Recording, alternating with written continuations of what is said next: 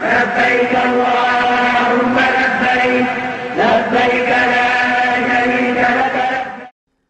बिस्मिल्लाहिर्रहमानिर्रहीम। व्यूअर्स, आप अलिफ टेलीविज़न की लाइव ट्रांसमिशन देख रहे हैं। आज हज बैतुल्लाह के हवाले से अलिफ टेलीविज़न की ये स्पेशल ट्रांसमिशन। मैं हूं आपका मेज़बान फ़हद अली काज़मी। ख़ातीन और हज़रात, हज मुस्लिम इबादत का पिनकल है। This is really the zenith of Muslim worship. और आज हज का रुकन आज़म आज़मीन हज हुज्जाज कराम मैदान अरफ़ात में पहुँच रहे हैं और मैदान अरफ़ात में हज का रुकन आज़म जो है वो अदा किया जाएगा। ख़ातीन हज़रात, हज की फ़िलासफ़ी क्या है, हज की हिकमत क्या है, हज के तारीख़ी पहलू, हज के रूहानी पहलू, फ़िक़ही पहलू, ये एक बहुत बड़ा मौजू है। और आज हमने सोचा कि हम हज के हवाले से इसके स्पिरिचुअल, इसके मज़हबी, इसके फ़िक़ही और इसके स्ट्रक्चरल पहलू के हवाले से कुछ गुफ्तगू करें और ख़ास तौर पे अपनी नौजवान नस्ल को एड्रेस करें कि वो हज और हज से जुड़े जो हमारे असबाक हैं, जो मॉरल्स हैं, जो लेसन्स हैं, वो उनसे कैसे जुड़ सकते हैं। हमारे साथ व्यूअर्स इस वक्त दो बड़े ही ज़बरदस्त गेस्ट हमें ज्वाइन कर रहे हैं। सबसे पहले डॉक्टर मोहम्मद ताहिर मुस्तफ़ा साहब, जो डायरेक्टर हैं सीरत chair department of Islamic thought and civilization UMT के। और डॉक्टर साहब का तारुफ़ कराने से पहले मैं आपको ये बताता चलूँ कि दुनिया भर में बहुत से कुरान के तराजिम हुए, लेकिन डॉक्टर साहब को अल्लाह रब्बुल इज़्ज़त ने ये एज़ाज़ बख्शा कि आलमी तारीख़ पर अगर नज़र दौड़ाएँ तो पहला गैर मनकूत तर्जुमा, एक ऐसा तर्जुमा जिसमें कोई नुक्ता नहीं है, उर्दू ज़बान को ये शरफ़ हासिल हुआ। और उर्दू ज़बान में डॉक्टर मोहम्मद ताहिर मुस्तफ़ा साहब को ये शरफ़ हासिल हुआ। तो हमारे इस प्रोग्राम की ज़ीनत बनेंगे डॉक्टर मोहम्मद ताहिर मुस्तफ़ा साहब। Sir, welcome to the show. बहुत शुक्रिया। Thanks a lot for gracing us today. और ख़ातीन हज़रात, दूसरे हमारे गेस्ट वो भी बहुत ही ज़बरदस्त, आप मुख्तलिफ़ टेलीविज़न चैनल्स पे उनको अक्सर देखते हैं। सीरत स्कॉलर हैं, सफ़ीर दरूद डॉक्टर तारिक शरीफ ज़ादा, सदर नशीन हैं आलमी दरूद मरकज़, और एक टेलीविज़न चैनल, एक YouTube चैनल भी सीरत टेलीविज़न के नाम से वो रन करते हैं। सीरत इनका ख़ास तौर पर हवाला है। प्रॉफिट सल्लल्लाहु अलैहि वसल्लम की सीरा के ऊपर लातादाद टेक्स्ट पड़े हुए हैं और इसका स्प्रेड भी कर रहे हैं। प्रॉफिट सल्लल्लाहु अलैहि वसल्लम के वो जो इरशादात हैं, उनका जो नूर है वो ख़ास तौर पे यूथ को पहुँचाने में बड़ा ही कलीदी किरदार अदा कर रहे हैं। Sir, welcome to the show. Doctor साहब, हमेशा की तरह आपसे मिलकर बहुत खुशी होती है, आप दोनों अहबाब से। तो व्यूअर्स, आज की कॉन्वर्जेसन को शुरू करने से पहले हज क्या है? हज बुनियादी तौर पर तौहीद की सेलिब्रेशन है। हज क्या है? हज अल्लाह के प्यारों की सुन्नत की सेलिब्रेशन है। और ख़ास तौर पर जब हम हज की बात कर रहे हैं तो कैसे भूल जाएं हम खलील खुदा जनाब इब्राहीम अला नबीना वलैहिस्सलातु वस्सलाम। He was the first man, he is really the patriarch of monotheism। तौहीद का वो जो पहला खैमा इस कायनात में नस्ब हुआ है इस बड़े दर्जे पर, वो जनाब इब्राहीम अलैहिस्सलाम के थ्रू रब्बुल इज़्ज़त ने कराया है। और व्यूअर्स, मुझे ये कहने में कोई आर नहीं, और इट में इंटरेस्ट सम ऑफ यू कि अल्लाह रब्बुल इज़्ज़त के दो घर हैं, दो घर थे और हैं। बैतुल्लाह जनाब इब्राहीम अलैहिस्सलाम ने जनाब इस्माईल अलैहिस्सलाम के साथ इसकी तामीर की। पहले ऑफ कोर्स जनाब आदम अलैहिस्सलाम के दौर से ही इसकी तामीर हो रही थी और हुई, और उसकी फिर तामीर जदीद एक लेवल पे हम कह सकते हैं जनाब इब्राहीम और जनाब इस्माईल अलैहिस्सलाम ने। फिर प्रॉफिट सल्लल्लाहु अलैहि वसल्लम के दौर में भी ऑफ कोर्स वक्तन फ़वक्तन उसकी तामीर होती रही, लेकिन जनाब इब्राहीम अपने बेटे जनाब इस्माईल अलैहिस्सलाम के साथ बैतुल्लाह की तामीर करते। एंड आफ्टर 40 ईयर्स, 40 साल के बाद, जो दूसरा घर जो किबला अव्वल कहलाया मस्जिद अक्सा, उसकी तामीर भी जनाब इब्राहीम अलैहिस्सलाम अपने दूसरे फर्जंद जनाब इसहाक अलैहिस्सलाम के साथ करते हैं। तो ये जो दोनों बैतुल्लाह हैं, काबतुल्लाह और मस्जिद अक्सा, इन दोनों की तामीर जनाब इब्राहीम अलैहिस्सलाम के थ्रू रब्बुल इज़्ज़त ने कराई। तो आज जहाँ पर हज की बात हो रही है, वहीं पर जनाब इब्राहीम अलैहिस्सलाम को भी हम याद करते हैं। और आगाज़ में मुझे शेख हजवेर का वो कौल याद आता है। शेख हजवेर कश्फुल माजूब में फरमाते हैं कि हर कोई हज़रत इब्राहीम अलैहिस्सलाम के ज़ाहरी हज की पैरवी करता है, लेकिन एक जनाब इब्राहीम का बातनी हज भी है, जो उनके हार्ट की स्टेट है।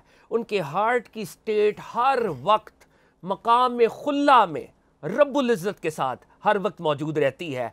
तो एक मुसलमान को ज़ाहिरी तौर पर तो हज करना ही है, वो फ़र्ज़ ही है, लेकिन बातनी तौर पर भी जनाब इब्राहीम अलैहिस्सलाम को फॉलो करना है। तो मैं अपने गेस्ट के सामने ये सवाल रखता हूँ, खलील खुदा जनाब इब्राहीम अलैहिस्सलाम और फिर हज, इनका जो आपस में ताल्लुक़ है, इस हवाले से कॉन्वर्जेसन हो।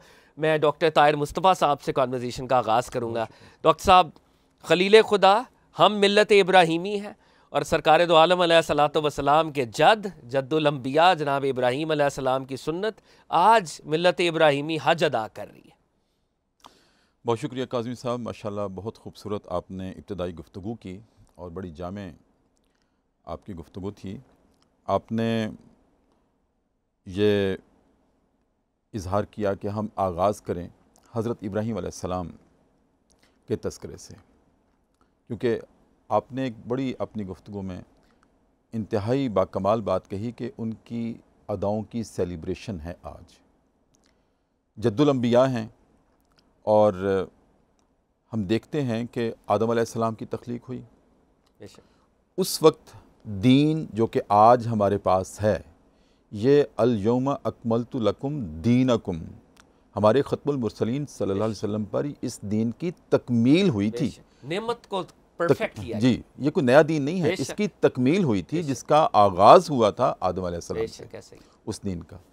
फिर with the passage of time हम देखते हैं कि जब आदम अलैहिस्सलाम की तख्लीक के बाद औलादे आदम फैली तो हर एक ने मंजरनामे कायनात के देखे, लोग हैरान हुए, ये सूरज है, चाँद है, सितारे हैं, सूरज तुलू होता है फिर गुरूब होता है, रात दिन बदलते हैं, तो हैरान हुए देख के। और उनमें इंसान थे, कुछ समझे कि शायद यही खुदा हैं। तो हज़रत इब्राहीम अलैहिस्सलाम का जो दौर है, हम जब तारीख़ का मुतालिया करते हैं तो वो बुत परस्ती का दौर है, सूरज परस्ती का दौर है, अल्लाह के अलावा सजदा करने का दौर है। इवन के बाप आज़र वो भी बुत परस्त हैं, और बाज़ रवायात में चचा, जी चचा। तो ये दौर है और उस दौर में हज़रत इब्राहीम अलैहिस्सलाम को अल्लाह रब्बुल इज़्ज़त ने, ये वैसे तो तमाम अंबिया को उनकी तबलीग का, उनकी प्रीचिंग का, उनके मैसेज का, उनके पैगाम का नुक्ता आगाज़ ही ये था कि तौहीद। और हज़रत इब्राहीम अलैहिस्सलाम के दौर में चूँकि ये बहुत ज़्यादा स्प्रेड कर गया था, शिर्क, गैरुल्लाह को सजदा करना, तो आपने उसके ख़िलाफ़ जंग की, नबरदाज़मा हुए। उस वक्त जब नबरदाज़मा हुए तो 3 बड़ी आजमाइशें हैं जो अल्लाह रब्बुल इज़्ज़त ने हज़रत इब्राहीम अलैहिस्सलाम से ली। 3 बड़ी आजमाइशें हैं। एक तो सबसे पहली आजमाइश कि आपने बुत परस्ती के ख़िलाफ़ चट्टान बन के, ढाल बन के सामने आए और उन बुतों को तोड़ा जो खुदा बने बैठे थे। जब उन बुतों को तोड़ा तो पहली आजमाइश ये हुई, मैं ज़रा मुख्तसर कर रहा हूँ क्योंकि हमने हज पे जाना है, तो कि इब्राहीम हमारे बुतों के ख़िलाफ़ है। जब आपने एक दिन रात को ढा दिया बुतों को, कुरान इसकी विटनेस है, ढा दिया, तो उन लोगों ने जब देखा कि ये किसने हमारे खुदाओं का बेड़ा गर्क किया, तो सबकी तवज्जो गई कि इब्राहीम है। खैर वहाँ फाल निकली और कूड़ा जब आपके पास, आपके घर तक आया और आप तक पहुँचा, तो उन्होंने, मैं फिर शॉर्ट कर रहा हूँ, कि उन्होंने आपको इस आजमाइश में अल्लाह रब्बुल इज़्ज़त ने जिसमें डालना था, आपको सज़ा देने का फ़ैसला किया कि आग में डाल दिया जाए इब्राहीम अलैहिस्सलाम को। अब पहली आजमाइश ये है कि नबी है और आग में डालने का फ़ैसला हो रहा है, और अल्लाह रब्बुल इज़्ज़त ने भी क्या कहा, इब्राहीम आप नबी हो मेरे, घबराना नहीं है, मैं तुम्हारा खालिक हूँ और मैं ही ये तुम्हें अज़मत देने वाला हूँ, घबराना नहीं है, आप जाओ आग में, मैं आग को हुक्म दे रहा हूँ, या नारुकूनी बरदुम व सलामुन अला इब्राहीम। और देखिए काज़ी साहब के पहली आजमाइश में अल्लाह रब्बुल इज़्ज़त ने जब इब्राहीम अलैहिस्सलाम को ये मैसेज दिया, खुशखबरी दी कि आप वो आग में डालने की कोशिश कर रहे हैं और आप जब आग में जाएंगे तो आग को मैं खिलाफे फितरत हुक्म दे रहा हूँ। आग का काम वैसे जलाना है, लेकिन या नारुकूनी बरदुम व सलामुन अला इब्राहीम, ए आग आज तुमने ठंडी हो जाना है क्योंकि तेरे अंदर मेरा इब्राहीम आ रहा है। और ठंडी भी बर्फ जैसी नहीं होना, बर्फ सलामती वाली ठंडी, फूलों जैसी ठंडी होना। तो पहली आजमाइश से आपको सुरखरू किया उस वक्त। तो इकबाल ने इसीलिए कहा ना आपकी बात में, बेखतर कूद पड़ा आतिश नमरूद में इश्क, अक्ल है महवे तमाशाए लबे बामबी। तो पहली आजमाइश आपकी वो है। दूसरी ये है कि जब 95 साल आपकी उम्र हुई तो आपने अल्लाह से औलाद मांगी, इलाहुल आलमीन मैं ऐसे ही चला जाऊँगा। 95 साल उम्र है तो अल्लाह ने बशारत दी कि इब्राहीम हम तुम्हें बशारत दे रहे हैं, और आप वाहिद नबी हैं कि आपको ना सिर्फ औलाद दी बल्कि औलाद को भी अंबिया बनाया। इसहाक अलैहिस्सलाम बेटे हैं, नबी हैं, इस्माईल अलैहिस्सलाम बेटे हैं, नबी हैं। जब 95 साल की उम्र में दूसरी आजमाइश ये की कि बेटा तो दे रहे हैं, लेकिन शीर खारगी की उम्र में आपने बैतुल्लाह छोड़ के और वालदा से कहना है, इस्माईल की वालदा से कहना है, हज़रत हाजरा से कहना है, और आपने उस बेटे को वहाँ रख कर छोड़ देना है, आपने चले जाना है, पीछे मुड़ कर नहीं देखना। और वो शीर खार बेटा एक माँ का कलेजा हो और ये हुक्म हो कि इसको अकेले छोड़ जाना है, ये दूसरी आजमाइश। लेकिन इस आजमाइश के बाद अगली आजमाइश क्या है कि जब वही बेटा बड़ा होता है और आपके हाथ बटाता है तो हुक्म हो गया, इब्राहीम इसको मेरे रास्ते में कुर्बान करना, मेरे रास्ते में कुर्बान करना। और काज़मी साहब यहाँ एक बहुत अहम बात है और नुक्ते की बात है, अल्लाह ने जब तीसरी आजमाइश आपसे ली और बेटे को ज़िबह करने का हुक्म दिया तो ये वही में नहीं दिया, ख्वाब में दिया। अब सवाल यह है कि वही में क्यों नहीं दिया, अंबिया पर तो वही आया करती है, तो ख्वाब में क्यों दिया? कद सद्दक़्त रोया, इब्राहीम तूने मेरा ख्वाब सच कर दिखाया। अब ख्वाब में इसलिए दिया कि वही का हर कंटेंट जो होता है, हर लफ्ज़ जो होता है वो अकॉर्डिंग टू नेचर होता है, फितरत के मुताबिक होता है। ये बेटे को ज़िबा करना फितरत के मुताबिक नहीं था, ये इम्तिहान था, ये इम्तिहान तो था लेकिन फितरत के मुताबिक नहीं था। तो वही का हर लफ्ज़ फितरत के मुताबिक होता है। डॉक्टर साहब इसको हम ये भी कह सकते हैं कि वो ख्वाब भी अंबिया की तो वही होती है, लेकिन जो मैसेंजर लाता है वो एक उसका अपना एक वो लेवल है ऑफ कोर्स। तो आपने ये तीसरी आजमाइश थी, जब तीसरी आजमाइश में भी अल्लाह ताला ने आपको सुरखरू कर दिया तो फिर कहा इब्राहीम, डॉक्टर साहब की तरफ आपने जाना है जी कि फिर कहा, बस ख़त्म कर रहा हूँ अपनी बात को यहाँ, कि इब्राहीम आप मेरी हर आजमाइश में पूरे उतरे हैं, अब इसका सिला मैंने क्या देना है। और क़यामत तक मैं इंसानियत को ये मैसेज दे रहा हूँ कि जो आजमाइशों पे पूरा उतरता है ना सिर्फ उसको इज़्ज़त देता हूँ बल्कि उसको नामवरी भी अता करता हूँ।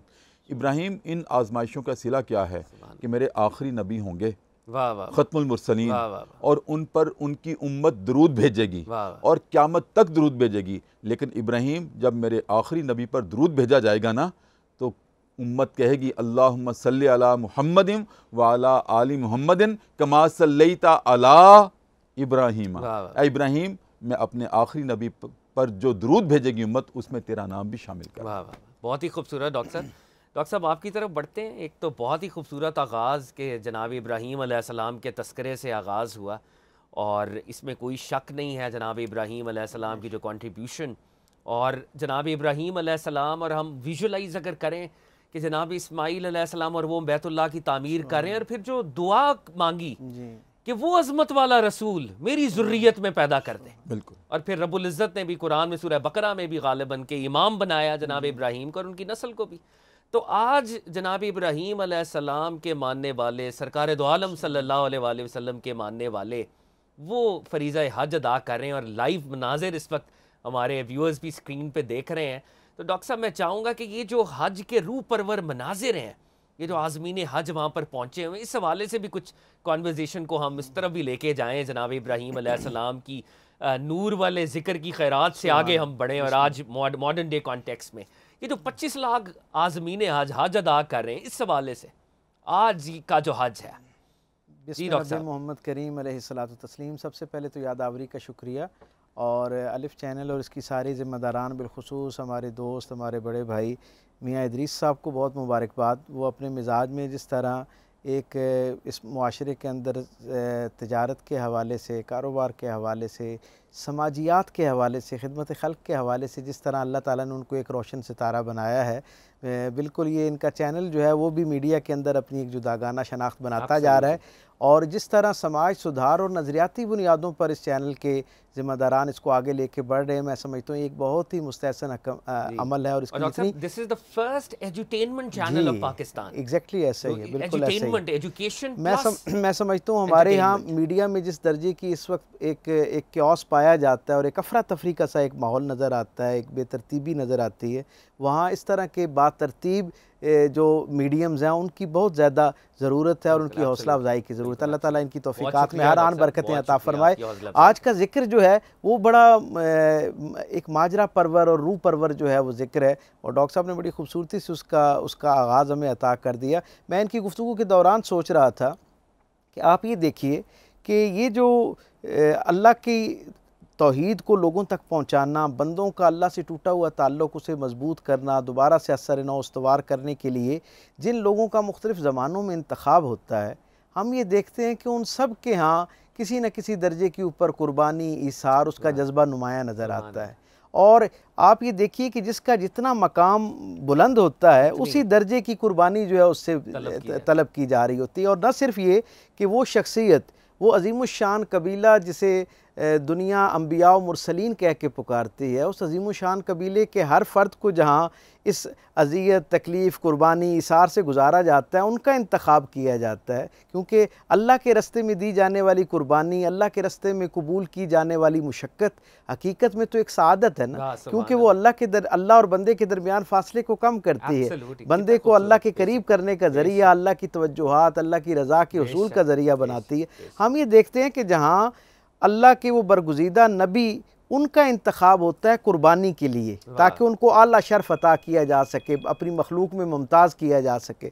वहीं पे हम देखते हैं कि उन अंबिया के साथ साथ उनके घरानों का इंतखाब भी कर लिया जाता है, उनके घरानों से भी उसी दर्जे की कुर्बानी जो है वो तलब की जाती है। आप देखें ना, इस्लाम और अहले हक़ की तारीख़ को ही देखिए तो ये जो तकवीमी तकसीम है हमारे यहाँ साल के एतबार से, तो आज साल के आखिरी महीने में हम अल्लाह के एक अज़ीमुश्शान नबी की कुर्बानी के साथ इस महीने को मंसूब करते हुए एक अज़ीमुश्शान रसूल नबी जो है उनकी औलाद की कुर्बानी को ज़हन में रखते हुए हम तज़किरा कर रहे हैं। क्या खूबसूरत अमल है, ज़रा एक लम्हे के लिए इसे दिल की आँखों से कोई देखना चाहे, दिल के कानों से इसको समात करना चाहे तो क्या खूबसूरत कैफियत है कि साल का आखिरी महीना जो है वो भी एक नबी और उसके घराने की कुर्बानी पर मुश्तमिल है, और साल का पहला महीना भी एक नबी की कुर्बान, उनकी खानवादे की कुर्बानी के साथ है। डॉक्टर साहब इकबाल ने यही फरमाया ना, गरीबो सादा और रंगीन है दास्ताने हरम, निहायत इसकी हुसैन इब्तदा है इस्माइल। तो मैं ये देखता हूँ कि इसी वजह से, जैसे डॉक्टर साहब ने तवज्जो दिलाई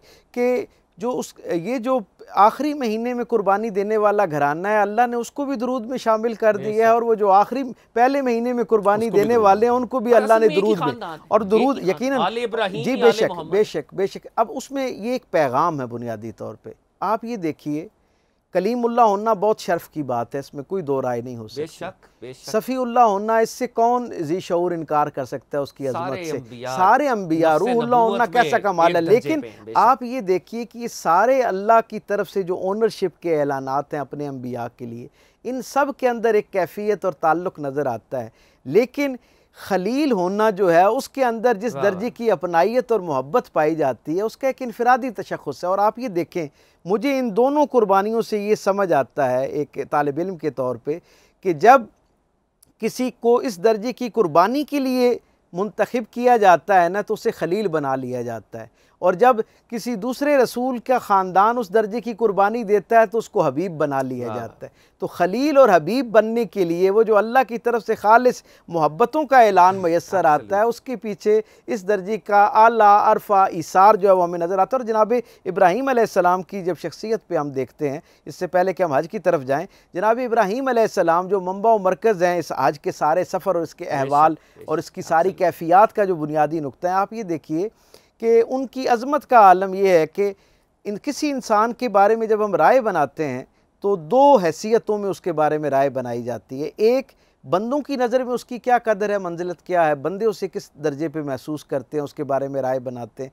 और फिर उससे एक आला अरफा दर्जा ये है कि अल्लाह उस बंदे को किस दर्जे पे रखता है और उसके बारे में किस तरह की राय देता है, ऐलान करता है। आप देखें, बंदों का मामला ये है कि सैयदुस सादिकीन रहमतुल्लिल आलमीन, कायनात के सबसे अजीम इंसान, वो उन्हें अपना जद्द अमजद कहते हुए फ़ख्र महसूस कर रहे हैं। इब्राहीम अलैहिस्सलाम की शान ये है कि बंदों में जो सबसे कामिल है वो उन्हें अपना जद्द अमजद कहते हुए फ़ख्र महसूस करता है। और रब का मामला उस बंदे के साथ, जनाब इब्राहीम अलैहिस्सलाम के साथ ये है कि रब उसे रसूल, नबी, बाकी अज़मतों के साथ साथ अपना खलील कहते हुए अपना दोस्त कहता है और लाफानी इज़्ज़त से नवाजता है। आप ये देखिए ना कि इब्राहीम अलैहिस्सलाम वो अज़ीमुश्शान हस्ती हैं, कुरान हकीम के अंदर 25 के करीब सूरतों के अंदर जनाब 69 मरतबा जनाब इब्राहीम अलैहिस्सलाम का जिक्र है। और फिर कुरान हकीम ने उनकी लाफानी इज़्ज़तों में एक चांद का और इजाफा इस तरह किया कि जो कुरान हकीम की 14वीं सूरत है उसका नाम ही सूरह इब्राहीम मारूफ है।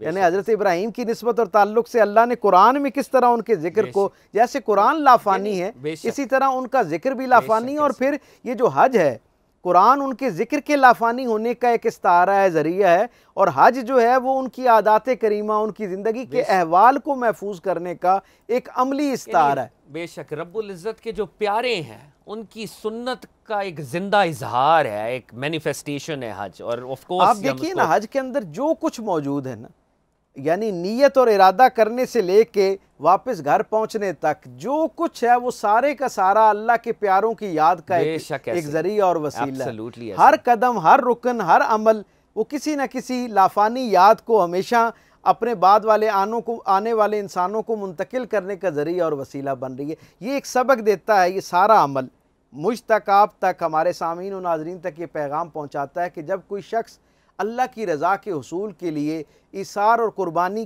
के और इखलास के इस आला अरफा दर्जे तक पहुंच जाता है ना, तो अल्लाह उसके लिए फिर फना का कानून मनसूख कर देता है। उनकी उस न सिर्फ ये कि उस शख्सियत का तज़किरा कुरान जैसी लाफानी गैर मुतज़लज़ल मुसद्दका किताब का हिस्सा बना देता है और हमेशा के लिए महफूज कर देता है, हमेशा के लिए जारी फरमा देता है। दूसरी तरफ न सिर्फ ये कि ज़िक्र, आइडियालॉजी, उनकी कंट्रीब्यूशन उसको कुरान के ज़रिए अल्लाह महफूज कर देता है, बल्कि उनकी ज़िंदगी के रोज़मर्रा के जो छोटे छोटे मामलात थे उनको भी हज जैसी अजीम शान इबादत का हिस्सा बनाकर हमेशा के लिए रहती दुनिया के सारे इंसानों के लिए एक पैगाम है कि जो शख्स अल्लाह की रज़ा के लिए अपने आप को पेश करता है, अल्लाह उसको फिर इस तरह की लाफानी इज़्ज़तों से नवाजता है। सुभान अल्लाह, बहुत ही खूबसूरत। आप दोनों की इतनी कीमती गुफ्तगू, और क्वाइट ऑनेस्टली मेरा दिल कर रहा था मैं सुनता रहूँ, और मैं I did not want to interrupt, लेकिन हम इसको ज़रा मॉडर्न आज के कॉन्टेक्स्ट में भी लेके आते हैं। जो आप कुर्बानी की बात कर रहे थे, मुझे इकबाल का वो शेर याद आ रहा था। लामा साहब कहते हैं, जफ़ा जो इश्क में होती है वो जफ़ा ही नहीं,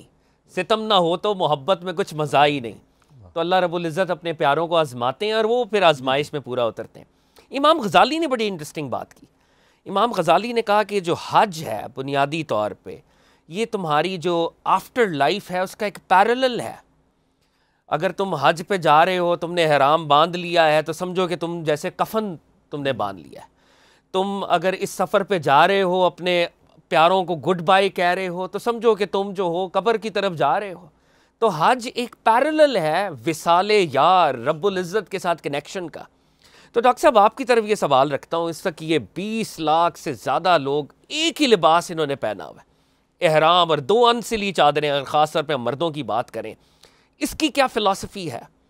और अगर इसकी फ़िलासफ़ी में हम इक्वालिटी की, मसावात की, इत्तेहाद की, यगानगत की बात कर रहे हैं, जो कि है यकीनी तौर पे, तो क्या आज, और ये ज़रा सख्त सवाल है मैं आप दोनों से करूँगा, जब हज के अंदर भी सेगमेंट्स बन गए हैं, कहीं पर 7 स्टार हज है, किसी के खैमे के अंदर ज़्यादा बड़ा एसी है, किसी को ज़्यादा बेहतर सहूलियात हैं, तो क्या ये हज की फ़िलासफ़ी से कहीं हम थोड़ा सा दूर तो नहीं जा रहे?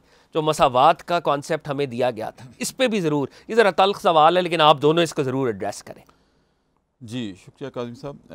पहले तो ये जो सवाल का पहला हिस्सा है ना, मैं उसकी तरफ आता हूँ कि एहराम पे आता हूँ, लेकिन इससे पहले हज की फ़िलासफ़ी क्या है इस इबादत की।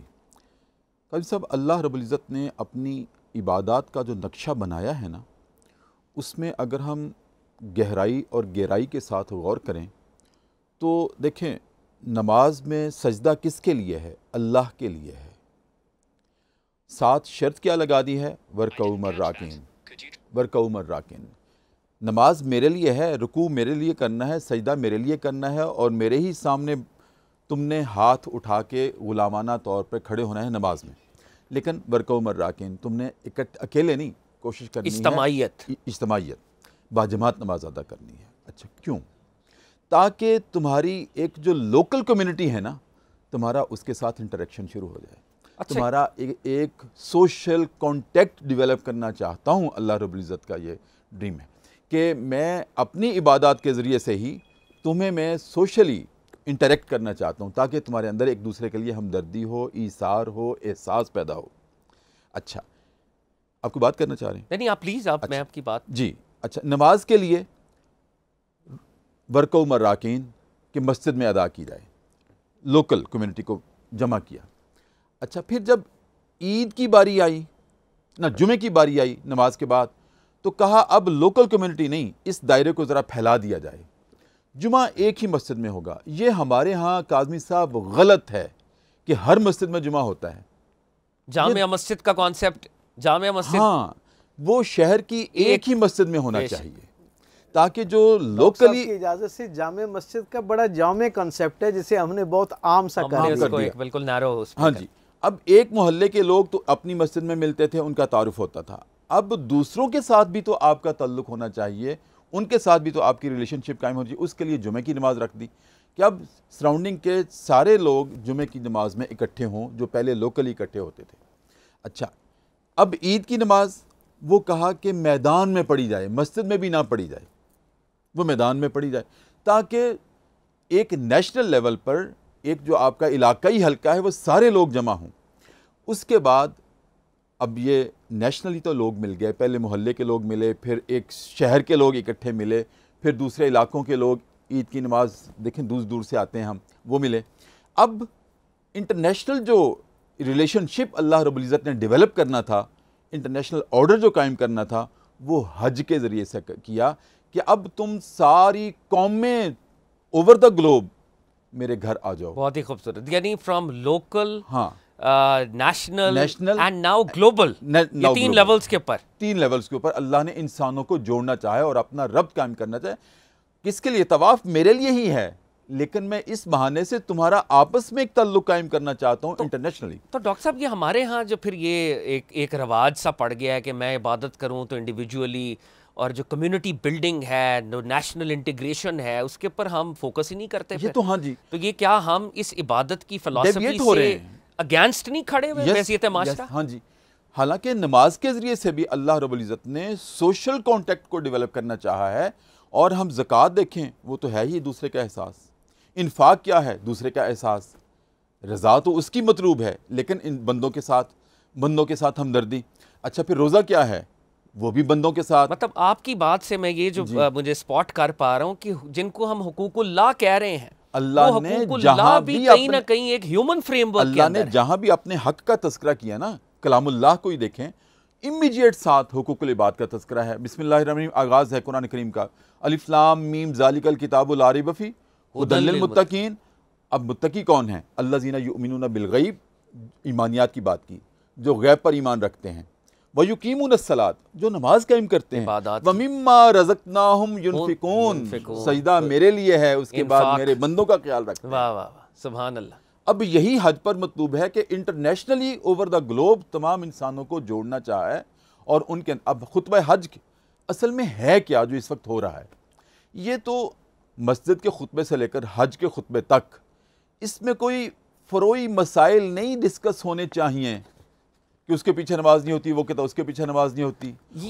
नहीं, ये तो तुम्हारे जो मसाइल हैं, इश्यूज हैं। मैं इसी बात को डॉक्टर साहब की तरफ भी लेके जाना चाहूँगा, और क्योंकि हमारे व्यूअर्स मनाजिर भी देख रहे हैं, दैट इज़ वाई मैं वो मनाजिर के साथ वाले सवालात भी कर रहा हूँ। लेकिन कॉन्वर्सेशन जिस लेवल पे इसी को अगर हम आगे लेके चलें, प्रॉफिट सल्लल्लाहु अलैहि वसल्लम ने हिज्जतुल विदा इरशाद फरमाया। वो जो खुतबा हिज्जतुल विदा है, उस सर्मन के अंदर प्रॉफिट सल्लल्लाहु अलैहि वसल्लम सोसाइटी की बात कर रहे हैं, इक्वालिटी की बात कर रहे हैं, ह्यूमन राइट्स की, विमेन राइट्स की, राइट्स ऑफ द स्लेव की, इकोनॉमी की। ये सारा खुतबा एक सोशो एंथ्रोपोलॉजिकल फ्रेमवर्क के अंदर दे रहे हैं। जबकि आज हमारी जो महराब और मिंबर है, जैसे डॉक्टर साहब इशारा कर रहे हैं, हम फ़रोई इख्तलाफात के ऊपर हैं, हम मसलकी छोटे छोटे डेढ़ ईंट की मसाजिद, तो वो मैक्रो मसाइल जिनके ऊपर सरकार दो आलम अलैहिस्सलातु वस्सलाम तवज्जो दिला रहे थे खुतबा हिज्जतुल विदा में, वो खुतबे सर किधर गए? और क्या आज का हज और आज के हज से इंस्पिरेशन लेते हुए मेरी महराब, मेरी मस्जिद क्या ऐसे खुतबात का एहतमाम कर रही है जो उस सतह के ऊपर मेरे सोसाइटी के इश्यूज को एड्रेस करे? डॉक्टर साहब जी, बुनियादी तौर पे हमें ये समझना चाहिए कि जो दीन रहमत है, जो रिसालत आब सल्लल्लाहु अलैहि वसल्लम का लाया हुआ पैगाम है, और आपकी पूरी ज़िंदगी और आपकी सारी मेहनत इस बात पर दलील करती है कि सरकार दो आलम सल्लल्लाहु अलैहि वसल्लम ने अपने सामीन को एक ग्लोबल कॉन्सेप्ट दिया, ज़िंदगी के अंदर जो एक आलमगीरियत का तस्वुर है उसे मद्देनज़र रखते हुए हिदायत, नसीहत, फरमान जारी फरमाया। अब नहीं है हाँ जी, ये दीन जो है ये एक इज्तिमाइयत के तस्वुर के साथ हमें ज़िंदगी में आगे बढ़ाता है। इंडिविजुअलिटी कहाँ से मैं अर्ज़ करता हूँ होता ये है, आप ये देखें, वो अभी आपने सवाल किया ना कि मस्जिद के इज्तिमाई इबादत को उस तरह या उन पे उस तरह इनफरादी को ज़्यादा फोकस किया जाता है और उस पर कम बात होती है। उसका सबब ये है कि ये जो इनफरादी दर्जे की मेहनत है यकीनन उसके अपने समरात हैं, लेकिन ये इसके समरात का दायरा बड़ा ही महदूद सा है। यानी आप ये समझें कि जब एक आदमी इनफरादी दर्जे में ये काम करता है तो यकीनन उससे भी खैर बरामद होता है, लेकिन वो एक शख्सियत की ज़िंदगी के अंधेरे को रोशनी में तब्दील करने का ज़रिया बनता है। लेकिन वही आदमी जो इबादत की उस लज्जत के साथ, कैफियत के साथ, अपने अंदर के हाल को उजला करने के जज्बे के साथ जब मस्जिद में आ जाता है तो उसकी उस खैर और उस जज्बे की बरकत पूरे मुआशरे और पूरी सोसाइटी के ऊपर आना शुरू हो जाती है। और आप ये देखें, मेरे करीम रसूल सल्लल्लाहु अलैहि वसल्लम का मिजाज तो ये है कि आप तो रोज़मर्रा के मामलात के जो अहकामात हैं उन पर हिदायतनामा जारी करने की जब बात करते हैं तो उसके अंदर भी ऐसा लाफानी खैर होता है जो सारे ज़मानों और सारी सोसाइटियों के लिए उसके अंदर एक रोशनी मौजूद होती है। खुतबत हुज्जतुल विदा का आपने तज़किरा फरमाया तो आप ये देखें कि सरकार दो आलम सल्लल्लाहु अलैहि वसल्लम ने उसके अंदर किसी एक को इनफरादी दर्जे पे मुखातिब करके कोई बात नहीं कही है, यानी एक इज्तिमाई तौर पर। और इज्तिमाइयत से भी एक दर्जा आगे की बात आप ये देखें कि वो न सिर्फ उस ज़माने की सारी इज्तिमाइयत को एड्रेस करता है, उस ज़माने की सारी इंसानियत की ज़रूरतों को रहनुमाई अता करता है, बल्कि उनके बाद आने वाले रहती दुनिया के सारे इंसानों के लिए उसके अंदर हिदायत और रहनुमाई है। जिसका एक सबसे बड़ा सबूत ये है कि मेरे करीम रसूल ने जो उस वक्त समाजियात के बुनियादी उसूल खुतबा हुज्जतुल विदा की झैल में इंसानों को अता किए, 13.5 सदियाँ गुजरने के बाद जब इंसानों का इज्तिमाई शऊर इस बात पर इकट्ठा हुआ कि हमें कोई एक दस्तावेज़ मुरतब करनी चाहिए जिसको बुनियाद बनाकर बामी इंसानी एहतराम की बुनियाद पर हम एक मुआशरा, एक बैनुल-अक़वामी मुआशरा तश्कील दे सकें, जब इस पर मेहनत करना शुरू हुए, आप देखें लगभग 3.5 साल उसके ऊपर दुनिया के सारे जदीद ज़ेन मिलकर मेहनत करते रहे और सारी दुनिया की तारीख़ में मौजूद जितनी इज्तिमाई दानिश थी ना उस सारे को खंगालने के बाद उन्होंने जो वो एक इंसानी हुकूक का एक चार्टर निकाला यूनाइटेड नेशन के प्लेटफॉर्म से, जब हम उसे पढ़ते हैं तो हमारी दिल से दिमाग को जाते हुए सारे रास्ते मुअत्तर हो जाते हैं कि उस इज्तिमाई दानिश जिसके बारे में ये दावा है कि रोज़े अव्वल से लेके आज तक के सारे इंसानों का जितना खैर था समाजियात के हवाले से उसे हमने एक जगह इकट्ठा कर दिया। उसका आलम यह है कि उसका 95% मेरे रसूल के उस इंतहाई इख्तिसार पर मबनी खुतबे से जो है वो अखज़ होता हुआ हमें नज़र आता है। और इंसान इतनी सारी मेहनत, इतनी दानिश, इतने वसाइल के बावजूद उसमें कोई खातिर खान नई बात इजाफा नहीं कर सका। तो इससे नज़र आता है कि मेरे रसूल सल्लल्लाहु अलैहि वसल्लम के यहाँ आप ये देखें ना, खुतबा हुज्जतुल विदा आखिरी खुतबा है, गोया ये आखिरी हिदायतनामा है बाज़ाब्ता तौर पर जो मेरे रसूल की ज़ुबान से यकीनन है, लेकिन इसकी एक अपनी एक इनफरादियत और अहमियत है कि इसके अंदर सारे लोग जो हैं पूरी दुनिया से, गोया उस वक्त का जो पूरा ग्लोब था वो वहाँ पे उसकी नुमाइंदगी वहाँ मौजूद थी। आप ये देखिए उसमें हुजूर ने इबादत के हवाले से कितना पोर्शन रखा है अपने मुकालमे में, और समाजियात के हवाले से, इंसानों के इंसान के साथ ताल्लुक़ के हवाले से। जैसे आपने क्या खूबसूरत फरमाया कि उस समाजियात से लेके मुआशियात तक और मुआशरत से लेके एक घराने के अंदर जो ज़िंदगी गुजारी जा रही है उसके हवाले से भी उसके अंदर रोशनी मौजूद है। और एक ग्लोब के अंदर हुजूर के बाद आने वाले कई सदियों के फासले पर जो एक ज़माना आना है और उसका जो मुआशरा है, उस जदीदियत के जोम में मुब्तला जो मुआशरा है, उसके लिए भी उसके अंदर वैसी हिदायत और रहनुमाई मौजूद है जैसे उस उम्मुल कुरा के अंदर मौजूद सामने जो 1.25 लाख के करीब सामीन हुजूर के सामने मौजूद है, उनके लिए जैसी हिदायत और रहनुमाई मौजूद है। तो ये मेरे करीम रसूल सल्लल्लाहु अलैहि वसल्लम की मुकालमे की कामलियत है, उसका ये एजाज़ और ये ज़िंदा मौइज़ा है। हमारा अलमिया ये है कि जितना बड़ा सरमाया हमारे पास हुजूर की ज़िंदगी की निस्बत से हमारे पास मौजूद था, हमने उस बहुत आलमगीर सरमाए को बहुत जुज़वी मफादात पैदा नहीं कर सके, उतने बड़े एम्बेसडर्स, उतने बड़े स्कॉलर्स। आज हार्वर्ड में काम हो रहा है, जॉर्जटाउन यूनिवर्सिटी में काम हो रहा है, ऑक्सफोर्ड का जो इस्लामिक सेंटर है वो शायद हमारी जामे अज़हर से ज़्यादा उसकी वो है। तो बहरहाल ये बड़े इंपॉर्टेंट इश्यूज़ हैं जिन पे हमें बात करनी है। और मुझे इकबाल का वो शेर याद आ रहा था जब ये कॉन्वर्जेसन हो रही थी कि हम मुसलमान तो अपने ज़ोम में यही कहते रहे कि तेरे काबे को जबीनों से लगाया हमने, तेरे कुरान को सीनों से लगाया हमने, फिर भी ये गिला है कि हम वफ़ादार नहीं, तू भी तो दिलदार नहीं। और फिर जो रब्बुल इज़्ज़त की तरफ से जवाब शिकवा में हमें पैगाम मिला कि हर में पाक भी, अल्लाह भी, कुरान भी एक, कुछ बड़ी बात थी होते जो मुसलमान भी एक, फिरका बंदी है कहीं और कहीं जाते हैं, क्या ज़माने में पनपने की यही बातें हैं। तो हज की फ़िलासफ़ी इत्तेहाद, यगानगत, समाजी तौर पे इकट्ठा होना, internationalism of course, global level के ऊपर इकट्ठे होना, तो इस पे हमारी कॉन्वर्जेशन व्यूअर्स जारी रहेगी। यहाँ पर वक्त हुआ है छोटी सी ब्रेक का। डोंट गो एनीवेयर, गुफ्तगू का सिलसिला जारी है। आप देख रहे हैं अलिफ टेलीविज़न और ये स्पेशल हज ट्रांसमिशन लाइव मनाजिर के साथ आप देख रहे हैं। लब्बैक अल्लाहुम्मा लब्बैक, लब्बैक ला शरीका लक। वेलकम बैक व्यूअर्स, आप अलिफ टेलीविज़न की स्पेशल हज ट्रांसमिशन इस वक्त मुलाहिज़ा कर रहे हैं। हज के हवाले से कॉन्वर्जेशन जारी है। हमारे स्टूडियोज़ में दो बहुत ही ज़बरदस्त स्कॉलर्स डॉक्टर तारिक शरीफ ज़ादा साहब और डॉक्टर ताहिर मुस्तफ़ा साहब यहाँ पे मौजूद हैं। इनसे गुफ्तगू हम कर रहे थे। डॉक्टर साहब, मैं आपसे अगर यहीं से गुफ्तगू का सिलसिला आगे लेके चलूँ, मनासिक हज, और बिकॉज़ आप तो ख़ुद कुरान का भी आपने तर्जुमा फरमाया अरबिक लैंग्वेज से माशाल्लाह, तो मनसक के हवाले से कॉन्वर्जेशन जब होती है, मनासिक और मनसक जो उसकी सिंगुलर फॉर्म है, कहा जाता है कि वो चीज़ या आला, आप बेहतर हमें गाइड भी करेंगे, जो ततहीर करती है, क्लेंज करती है। तो हज के जो एलिमेंट्स हैं, हम वर्ड इस्तेमाल करते हैं मनासिक हज, those elements which cleanses one's soul, purifies one soul, हमारी रूह को, हमारे नफ्स की ततहीर। तो इस हवाले से ज़रा कॉन्वर्जेशन हो कि ये हज का जो सारा मामला है, जो फ्रेमवर्क है, दो अनसिली चादरें अगर हम मर्दों की बात करें, बहुत सी पाबंदियाँ, हम बहुत से ऐसे काम जो कि आम दिनों में कर सकते हैं उस एहराम की पाबंदी में नहीं कर सकते, बल्कि शायद घास तक भी कोई गलती से काट नहीं सकते, बाल भी हम इधर से उधर नहीं हो सकता। तो ये जो पाबंदी का मामला है, इसका ततहीर के साथ क्या ताल्लुक़ है मनासिक हज? काजी साहब, मैं एक अपना मुशाहिदा, ज़ाती मुशाहिदा अर्ज़ करूँ आपके सवाल के जवाब की तमहीद में, वो ये है कि मैं 11 टाइम्स अल्हम्दुलिल्लाह हरमैन गया, माशाअल्लाह, और 11 टाइम्स में ज़ाहिर हम जहाज़ पे जाते हैं, घर से गाड़ी पे बैठे एयरपोर्ट पहुँचे और एयरपोर्ट से हम जहाज़ पे सवार हो जाते हैं, जहाज़ से उतरते ही हैं।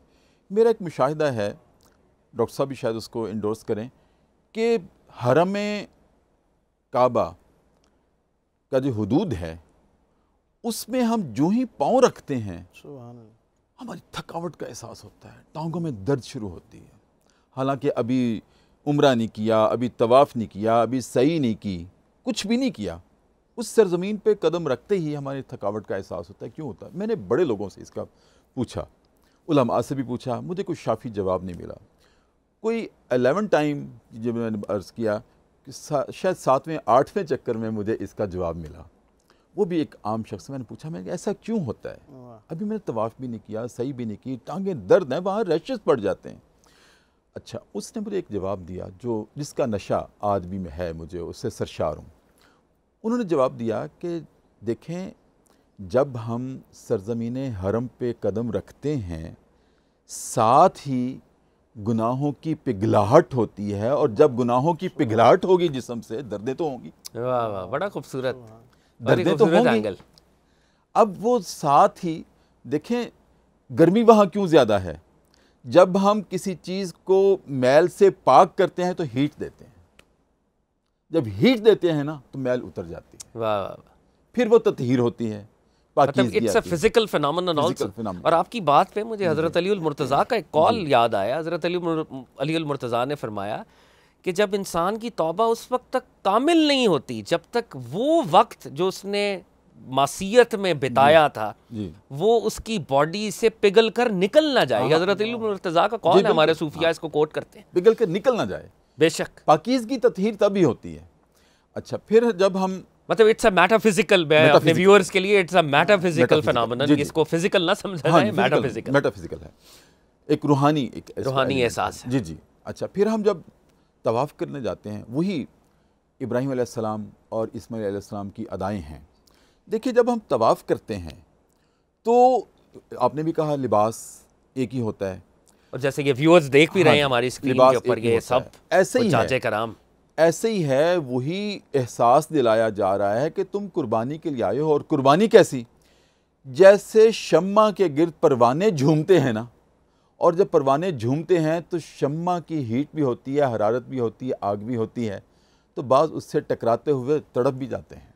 वाह, तो याद रखना, ऐसे ही तड़पना है तुमने, वही तड़पाहट तुम्हारे अंदर होनी चाहिए जैसे जब तुम तवाफ़ करोगे उस बैतुल्लाह का।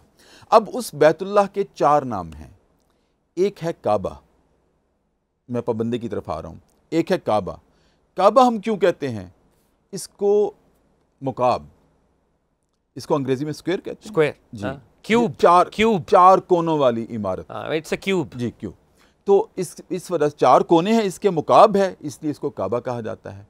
फिर इसको किबला कहा जाता है। किबला क्यों कहा जाता है? तवज्जो, किबल कहते हैं सिमत को। जिसके ऊपर हमारी इबादत की सिमत अल्लाह ने सिंबॉलिकली मुकर्रर कर दी कि तुमने इसी जहां भी होगे वहां चारों तरफ है, यहां इस तरफ है, तो तुमने उसी तरफ, ये किबला है तुम्हारा, ये किबल है। इबादत की, डॉक्टर साहब आपकी इजाज़त से, ये जो इबादत की सिमत है ना जी, सूफिया ये कहते हैं कि ख्याल की सिमत जो है वो भी क्योंकि किबले की तरफ रहनी चाहिए। बेशक अल्लाह ने गोया ये एक पैगाम दिया है कि जहाँ आपका ज़ाहिर जो है उसकी सिमत उसकी तरफ रहे, वहाँ आपके बातिन की सिमत जो है वो भी इस घर की तरफ रहे। इसलिए इसको किबला कहते हैं। ने फरमाया बहुत ही खूबसूरत कश्फुल माजूब में आप फरमाते हैं कि जो बातिन है, तुम्हारा बातिन अर्श इलाही के साथ कनेक्टेड होना चाहिए, तनज़ीह के मकाम पे, रब्बुल इज़्ज़त की वो जो है, तो तुम्हारा बातिन वहाँ पे और ज़ाहिर में किबला। तो मतलब एक एंगल ये भी है। जी बिल्कुल। जी डॉक्टर साहब, तो एक काबा, फिर इसको किबला, फिर इसको बैतुल्लाह, कुरान के अल्फाज। बेशक अल्लाह का घर। वलिल्लाहि अलन्नासी हिज्जुल बैति मन इस्तताअ इलैहि सबीला, ये मेरा घर है। अब सिंबॉलिकली अल्लाह का घर है, अल्लाह ने सिंबॉलिकली इसको करार दिया है। वैसे तो रब्बुल मशरिकैन और मगरिबैन है, जिधर देखो उसी का चेहरा पाओगे। उसका घर तो हमारे दिल है। बिल्कुल। तो असल में तो ये सिंबॉलिकली घर करार दे दिया अल्लाह ने। चौथा, ये मस्जिद हराम है। अब हराम का जो लफ्ज़ है ना काज़ी साहब, इसके 2 मानी हैं हराम के, 2 पर्सपेक्टिव हैं 2 इसके। एक ये है कि इसके मानी है प्रोहिबिटेड, हुर्मत वाला। हाँ जी, हुर्मत वाला। और एक हुर्मत का लफ्ज़, इसका मादा क्या है? हराम का हुर्मत है, और हुर्मत क्या होती? इज्जत होती। बेशक। अच्छा, जहां सेक्रेड सैंक्चुरी इसलिए कहा गया ना, जहां इज्जत एक्सीड कर जाए, मुबालगे में आ जाए, वहां फिर कुछ पाबंदियां आ जाती हैं। देखें, माँ की इज्जत कितनी है, बियॉन्ड द लिमिट्स है। बियॉन्ड द लिमिट्स है माँ की इज्जत, उससे निकाह हराम है। बेशक। इसी वजह से चूंकि इस घर की हुर्मत इतनी शदीद है, बियॉन्ड द लिमिट्स है, तो यहाँ भी कुछ पाबंदियाँ हैं जो आम हालात में नहीं हैं, प्रोहिबिटेड हैं। क्या अपना बाल भी नहीं उखाड़ सकते, मक्खी भी नहीं मार सकते, मच्छर भी नहीं मार सकते, और ये तो बहुत छोटी सी बातें हैं। इंसान के साथ तुर्श रुई के साथ पेश नहीं आ सकते, वहाँ तुम जंगो जदल नहीं कर सकते, लड़ाई बढ़ाई नहीं कर सकते, किसी को बुरे अल्फाज से नहीं पुकार सकते। पाबंदियाँ हैं क्योंकि हुर्मत ज़्यादा है। लिहाजा जहाँ हुर्मत ज़्यादा होती है वहीं पाबंदियाँ होती हैं। अब उन पाबंदियों में हम देखते हैं कि इहराम, वही 2 चादरें, जैसे आपने मिसाल दी थी इमाम राजी की, कि जैसे कफन का लिबास है, तुमने तैयार हो के आना है। ये असल में हज जो है ये मुशक्क़त की इबादत है, कुर्बानियों की इबादत है। ये हमारे पाकिस्तान में रिवाज है कि नाना नाना दादा दादी हम उनको हज पे भेजते हैं, उनको इतना नहीं पता होता कि ये क्या है बैतुल्लाह जिसके गिर्द हम घूम रहे हैं, ये किसने चक्कर लगाए थे। तो ये तो जवानी की बात है। डॉक्टर साहब, ये जो मुशक्क़त वाली बात है, ये मैं आपके सामने भी रखना चाहूँगा। इसमें कोई शक नहीं है कि हज का ये जो रिचुअल है, ये जो 4 दिन 8 ज़िलहज से ऑनवर्ड्स 12-13 ज़िलहज तक आप जाएंगे, तो ये शदीद मुशक्क़त है। और वैसे शायद आपकी ह्यूमन कैपेसिटी भी एट टाइम्स आपको इजाज़त ना दे कि आपको बहुत एक्स्ट्रा इबादत कर रहे हैं, सिर्फ आपका चलना, आपको मुज़दलिफ़ा पहुंचना, और आपने वो टाइम के अंदर फिर कंकरियाँ मारना, वो सारे काम, कुर्बानी, सब। ये तो मुशक्क़त का पहलू है। जब आप ज़्यादा स्ट्रगल करते हैं, मुशक्क़त करते हैं, हमने रमज़ानुल मुबारक के अंदर देखा, हमें ज़्यादा गुस्सा आता है। हम लोगों से, जैसे अभी डॉक्टर साहब फरमा रहे थे कि तुर्श कलामी एट टाइम्स करते हैं, कई दफ़ा गुस्सा आ जाता है। तो ये 4 दिन हमने अपने आप को काबू में रखना है। तो जब हम वापस आते हैं तो वो हमारे पर वो तासुर बरकरार क्यों नहीं रहता? हमारी एरोगेंस क्यों बढ़ जाती है? हम क्यों चाहते हैं कि लोग हमें अलहाज कहें, हमें बड़ा हाजी साहब कहें, और हम एक स्पिरिचुअल एरोगेंस क्लेम करना शुरू कर देते हैं? बुनियादी तौर पे इसमें एक बात जो समझने वाली है वो ये है कि हज जो है ज़ाहिरी तौर पर तो ये इस्लामी शायर का इबादत का रुकन के एतबार से 5वां रुकन है। बेशक। और बुनियादी इबादत में से एक अहम रुकन है, लेकिन ये इसे जामिउल इबादत भी कहा जाता है। उसका सबब ये है कि जो तीनों डायमेंशंस हैं जिनमें कोई शख्स अल्लाह के साथ अपने ताल्लुक़ को मजबूत करने के लिए अपना आप पेश करता है, रियाजत करता है, मेहनत करता है, जिसे उर्फियत में हम इबादत कहते हैं, बेशक उसकी तीनों डायमेंशंस इसके अंदर हमें मौजूद नज़र आती हैं। मसलन कोई शख्स जब नमाज कायम करता है तो वो एक रूहानी इबादत कर रहा होता है, अपनी रूहानियत को जो है वो प्योरीफाई करके उसको एक दर्जा बुलंद करने की कोशिश कर रहा होता है। इसी तरह माली इबादत, ये बदनी इबादत में रोज़ा जैसे शामिल है, इसी तरह माली इबादत जो है उसके अंदर आपकी ज़कात शामिल है, बाकी मामलात शामिल हैं। ये जो हज का पहलू है, आप ये देखें कि इसके अंदर इबादत की जितनी डायमेंशंस हैं वो सारी की सारी इसके अंदर आ जाती हैं। गोया ये एक ऐसी कॉम्प्रिहेंसिव मश्क है, ऐसी जामे मश्क है कि जिसको एक मरतबा इख्तियार करने से गोया ये सारी इबादत जो हैं उसके अंदर इख्तियार हो जाया करती हैं। और ये ज़ाहिरी तौर पर तो गिनती के चंद दिन नज़र आते हैं ना, लेकिन हकीकत में इन चंद दिनों के अंदर ये जो अभी आपने हुर्मत के ऊपर बात की और डॉक्टर साहब ने बड़ी खूबसूरती से उसके साथ इंसाफ किया, ये हकीकत में मैं समझता हूँ मेरे लिए, आपके लिए, हज के ज़ायर के लिए और हज की ख्वाहिश करने वाले के लिए, उन सब के लिए इसके अंदर एक पैगाम मौजूद है कि वो चीज़ें जो रोज़मर्रा ज़िंदगी में आप पर हलाल होती हैं, आप उन्हें इख्तियार कर सकते हैं, वहाँ उन पर से आपको दस्तखुश करने का, आपको हाथ रोकने का हुक्म इसलिए दिया जाता है। गोया जब मैं उन हलाल चीज़ों से अपने हाथ को पीछे खींचता हूँ, अपने आप को रोकता हूँ, तो मैं अपने अल्लाह की बारगाह में ये ऐलान कर रहा होता हूँ कि परवरदिगार, मैं तेरी रज़ा के हुसूल के लिए तेरी हलाल करदा चीज़ों को भी एक ख़ास वक्त में, एक ख़ास इबादत की कैफियत में उससे अपने आप को बचा सकता हूँ, छोड़ सकता हूँ। तो ये कैसे हो सकता है कि मैं तेरे हुसूल के लिए जो कुल वक्ती हराम चीज़ें उन्हें ना छोड़ूँ? तो गोया ये मेरी एक तरबियत का पहलू होता है कि अगर उसकी रज़ा के लिए हलाल चीज़ को छोड़ने की मशक़ करवाई जा रही है तो ये कैसे हो सकता है? एक लम्हे के लिए सोचना चाहिए हाजी को कि अगर मैं वहाँ अल्लाह की रज़ा के लिए हलाल चीज़ को छोड़ रहा हूँ तो वापस आके वो हलाल को छोड़ने वाला, तर्क करने वाला आदमी यहाँ एलानिया हराम चीज़ को कैसे अपनी ज़िंदगी का हिस्सा बना सकता है? तो डॉक्टर साहब, यही मेरा सवाल आप दोनों से करूँगा, पहले आप भी इसको एड्रेस करें कि जब ये 4 दिन 5 दिन मैंने मुशक्क़त की, मैंने मुजाहिदा किया, हमारे सूफियात इसको मुजाहिदा ही कहें, और मैं मुशाहिदे का तलबगार हुआ, तो वो लम्हा इनकलाब मिस क्यों हो गया? मैं चेंज क्यों नहीं हुआ? मैं ट्रांसफॉर्म क्यों नहीं हुआ? जब मैं पाकिस्तान वापस आया, मैं अपने वतन वापस लौटा, तो मैं अपनी पुरानी ही डायरेक्शन में क्यों चलता गया?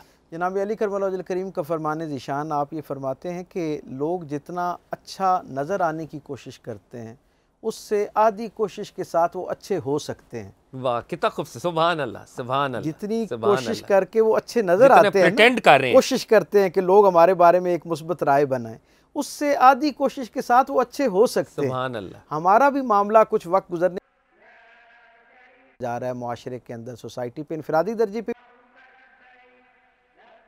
सारे अमल में आप देखें ना, हुज्जाज का जो जानना है, यकीनन एक ज़माना था, हमने अपने बुज़ुर्गों से सुना कि जब कोई किसी एक बस्ती में से एक खुश नसीब जिसको जाने की तौफीक होती, वो उसके वापस आने पर लोग उसकी आंखों के बोसे ले रहे होते थे, उसके हाथ चूम रहे होते थे, उसके पाँव लोग चूमा करते थे कि ये वो पाँव हैं जो मुकद्दस सरजमीन पर चलते फिरते रहे हैं, ये वो मुकद्दस आँखें हैं जिन्होंने अल्लाह और अल्लाह के रसूल का दयार देखा है, ये वो घर हैं जिन्होंने हजर अस्वद का जो है वो बोसा लिया, उसके साथ अपना लम्स जो है उसको महफूज किया। वो लोगों के दरमियान हज की अपॉर्चुनिटी, दियार मुक़द्दस की ज़ियारत, वहाँ का सफ़र जो है उसकी तौफ़ीक, उसके मामलात, उसके लिए रसाई जो है वो आसान थी, मुश्किल थी, लेकिन उसकी कदर व मंजिलत बहुत ज़्यादा थी। अब ये रसाई निस्बतन आसान हो गई है और फिर इससे एक दर्जा आगे। आप ये देखें, मुझसे एक बुज़ुर्ग ने ये बात कही आज से कुछ साल पहले और मैं अब हर साल उसको देखता हूँ। वो कहते थे कि जो मुआशरे का सबसे बेरारा आदमी होता था ना, जो मुआशरे के अंदर जिसकी शोहरत सबसे ज़्यादा मुतनाज़ा हुआ करती थी, गैर ज़िम्मेदार आदमी के तौर पे हुआ करती थी, शायरी दीनिया के हवाले से उसकी ज़िंदगी के अंदर बहुत कम गवाही मिलती थी, अगर वो भी किसी बहाने से, किसी सबब से हज पे चला जाता था या उस मुक़द्दस सरज़मीन पे चला जाता, उस फ़िज़ा की बरकत से जब वो वापस आता तो अल्लाह उसके दिल को बदल चुका होता था। वो मुआशरे के लिए वही आदमी बेहतरीन मिसालिया बन जाया करता था। क्या आज हमारे मुआशरे में हज पर जाने वाले, उम्र पे जाने वाले वापस आने के बाद अपने गिरदो पेश में तब्दीली के ज़रिया बनते हैं? नहीं बनते। उसका सबब क्या है कि वो वहाँ से उस तब्दीली की ख्वाहिश, तवज्जो और जज्बा लेकर वापस नहीं पलटते। जिसकी असल में मुआशरे को ज़रूरत होती है, उनको इनफरादी दर्जे पे भी और मुआशरे को भी ज़रूरत होती है। और फिर अगले दर्जे पे इसके अंदर एक बहुत बड़ा मसला ये पैदा होता है कि जब इबादत का बुनियादी तसव्वुर जो है ना वो इज्ज़ के साथ है, हमें ये बात बुनियादी समझनी चाहिए। कोई आला अरफा इबादत जब उसके अंदर किब्र या रियाकारी शामिल हो जाती है तो वो अपनी बरक़ात से महरूम कर दी जाती है। ये एक बिल्कुल तयशुदा अमर है। कोई आदमी अल्लाह की रज़ा के लिए अपनी जान पेश कर दे ना, शहादत से आला अरफा अमल कोई हो सकता है। लेकिन जब कोई शख्स शहादत के उन आखिरी लम्हात में जब जान उसके जिस्म से रूह सफ़र कर रही हो और उस दौरान उसको ख्याल आ जाए कि मेरे जाने के बाद लोग इस रियाकारी इस अमल की बुनियाद पर मुझे याद रखेंगे, शहादत जैसे आला अरफा अमल का अजर ज़मीन और आसमान के दरमियान मुअल्लक कर दिया जाता है। हदीस से सही जी है। हाँ। अब आप ये देखें कि हमारा ये सारा अमल, सारा प्रोसेस जो है, क्या हमारे अंदरून की सफाई तत्हीर के लिए, तज़किया नफ्स के लिए ये सारा सफ़र है, या वापस आकर लोगों से वो दाद वसूल करना और हाजी साहब का वो जो एक टाइटल है उसे वसूल कर लेने के बाद मुआशरे के अंदर हर तरह की गैर जिम्मेदाराना हरकत को अपने लिए जायज़ करार देने का एक सर्टिफिकेट बना के रखना है उसको। सो इस हैसियत से मैं ये समझता हूँ कि यहाँ से जानने से पहले ये बड़ी अहम बात है। मैं समझता हूँ अगर इस पर बात ना की जाए तो शायद इस सारी गुफ्तगू का हक अदा ना हो। एक तो यहाँ से जाने से पहले जो शख्स हज के लिए जा रहा हो, मैं समझता हूँ डॉक्टर साहब, हाँ, उसकी न सिर्फ ये कि मनासिक के एतबार से, वहाँ के मामूलात के एतबार से तरबियत की जाए, बल्कि वो जो वहाँ के रूहानी तकाज़े हैं और जो तरबियत के तकाज़े हैं उनके हवाले से भी तरबियत करके यहाँ से भेजा जाए, ताकि उस मुख्तसर वक्त में बंदा ज़्यादा वहाँ से इस्तेफादा करके। तो डॉक्टर साहब, मैं आपको इंटरप्ट बिल्कुल नहीं करना चाहता, बहुत ही खूबसूरत गुफ्तगू, लेकिन मैं अपने व्यूअर्स को बताता चलूँ, आप स्क्रीन पर लाइव इस वक्त इमेजेस देख रहे हैं। ये मस्जिद निमरा के इमेजेस और मैदान अरफात के इमेजेस आप अपनी स्क्रीन पे देख रहे हैं। और इस वक्त कमो बेश 20 लाख या 20 लाख से भी ज़्यादा कुछ जाजे कराम जो हैं मैदान अरफात में मौजूद हैं। और जैसे हमने देखा कि कोविड आया और कोविड के बाद हज को मुख्तसर करना पड़ा, लेकिन अब दोबारा से ये हज अल्हम्दुलिल्लाह अल्लाह रब्बुल इज़्ज़त के फ़ज़ल और करम से अपनी पूरी आबोताब के साथ आज़मीन हज जो हैं मौजूद हैं, अरफात के अंदर बरकतें समेट रहे हैं। और मुझे तो ये कहना होगा व्यूअर्स कि ये जो 20 लाख या 25 लाख या 30 लाख ये जितने भी वो जाजे कराम हैं, they are the ambassadors of Islam. और ये एम्बेसडर्स ऑफ इस्लाम जब अपने अपने ममालिक में जाएं, अपने अपने इलाकों में जाएं, तो they can carry and they can reflect the true spirit of Islam. काश ये एम्बेसडर्स इनकी दुआएं और ये जो बरक़ात और फ़यूज़ समेटेंगे, ये जो अपने ममालिक में जाएं, तो उन फ़यूज़ के सदक़े उम्मत मुस्लिमा के ऊपर फ़ज़ल हो। डॉक्टर साहब, यही बात मैं आपके सामने भी रखना चाहता हूँ कि लम्हा इनकलाब हम मिस कर देते हैं। हम वहाँ पे हज तो करते हैं, लेकिन वो जो रेवोल्यूशनरी पॉइंट है उसको हम मिस करते हैं। लेकिन इसी बात को एक और लेवल पे मैं लेके जाना चाहूँगा। 57 ममालिक हैं, लेकिन हम बेहसियत उम्मा कभी एक हो नहीं सके। फॉरेन पॉलिसी इशूज़ के ऊपर, पॉलिटिकल इशूज़ के ऊपर, global politics, regional politics, international economy, सरकार दो आलम सल्लल्लाहु अलैहि वसल्लम की हदीस सही है, मुस्लिम उम्मा की मिसाल एक जिस्म की मानंद है। एक उज़्व में तकलीफ़ हो, पूरा जिस्म बेख़ाब रहता है, या एक दीवार की मानंद है। तमसीली तौर पे आका ने ऐसा भी फरमाया। तो अब ये हुज्जाजे कराम तो इत्तेहाद की, यगानगत की, यूनिटी की बात, और ये अमली मैनिफेस्टेशन है, हम देख रहे हैं, हमारे इमेजेस हमारे सामने है, लेकिन अमली तौर पे हम बेहसियत उम्मा एक नहीं है। तो हज के इस सफ़र से उम्मा को एक कैसे करें, वो क्या लेसन्स, क्या स्ट्रैटेजीज़, वो क्या स्टेप्स हैं जो हमें लेने पड़ेंगे? डॉक्टर साहब। काजी साहब, पहले तो जो डॉक्टर साहब ने बड़ी खूबसूरती से नरेट किया आपके सवाल को कि इसकी अफादियत, इसके नताइज क्यों नहीं आ रहे हैं हज के, कि वहाँ से आकर हम उस तरह क्यों नहीं रहते, उसकी एक डॉक्टर साहब ने इशारा किया, उसकी तरफ मैं थोड़ा सा उस बात को खोलना चाह रहा हूँ। हम हज को इबादत तो कहते हैं, लेकिन आज तक हम ये नहीं समझ सके कि इबादत होती क्या है, इबादत के मानी क्या है।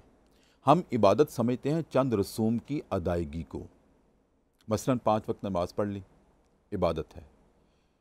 हज कर लिया, इबादत है। ज़कात दे दी, इबादत है। मैं इसको इबादत नहीं कहता, विद ड्यू रिस्पेक्ट। मैं इसको एक नया ज़ाविया ये दे रहा हूँ कि इबादत तो इन फैक्ट जिसका मादा क्या है, अबादा, जिसका नाउन क्या है, अब्द। और अब्द कौन होता है? ग़ुलाम। मुझे दुनिया में साबित कर दें किसी दुनिया के मालिक के घर कोई ग़ुलाम हो और वो सिर्फ 5 वक्त उसके सामने आके उसकी तारीफ़ करे और कहे, तारीफ़ करने के बाद ज़ोहर के वक्त तारीफ़ करे और उसके बाद मालिक उसको कुछ कहे कि मेरा ये काम करो, तो वो कहे सॉरी अब मैं असर के वक्त आऊँगा, क्या मालिक उसको बर्दाश्त करेगा? ये तुम्हारी ग़ुलामी है? मैं तो तुम्हें जिस वक्त चाहूँ जो कहूँ तुम मानने के पाबंद हो। हम उस तरह से नहीं मानते। हम यानी अबदियत की कैफियत हम पे तारी नहीं होती। हम अल्लाह पर ईमान रखते हैं, अल्लाह को मानते हैं। अल्लाह को मानना क्या है? ईमान है। और इबादत क्या है? अल्लाह की मानना। अल्लाह को मानना ईमान है, अल्लाह की मानना इबादत है। और जो गुलाम हुआ करता है वो कुल वक्ती गुलाम हुआ करता है। कोई दुनिया में ऐसा नहीं है कि मैं ये जुज वक्ती गुलामों को कुल वक्ती गुलाम किसने बनाना है? यही तो सवाल है, अब इसको हमें एड्रेस करना है। अब ये कैसे हो सकता है? देखिए सॉरी मैं आपकी बात फिर काट रहा हूँ। असल में होता ये मैं खुद हम सब इसमें शामिल हैं।